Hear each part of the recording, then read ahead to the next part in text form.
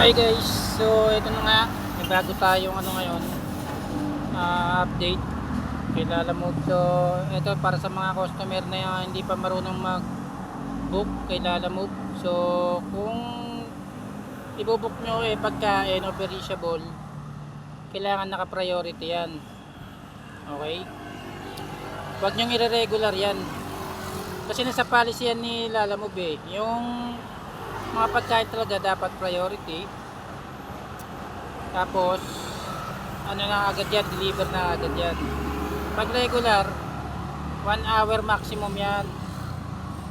Okay, tapos pag cooling 2 hours. Okay, yan, nasa policy nila Lalamove yan. So sa mga customer dyan na pasaway, okay, at sa mga rider dyan na pasaway din, kaming mga malitinong rider na nadadamay. Kasi may customer ako, naka-regular yung booking niya pero nagmamadali siya. Perishable siya. Pinapaliwanag ko sa kanya, dapat priority niyo po ito. Kasi perishable po ito or pagkain po ito. Food po ito eh. Ngayon, ayaw niyang tanggapin. Regular lang daw binubook niya pero inuuna siya ng Sabi ko hindi po lahat ng rider uunahin kayo. Kasi naka-regular po yung booking nyo eh. Kung naka-priority po yan, syempre deliver po agad yan.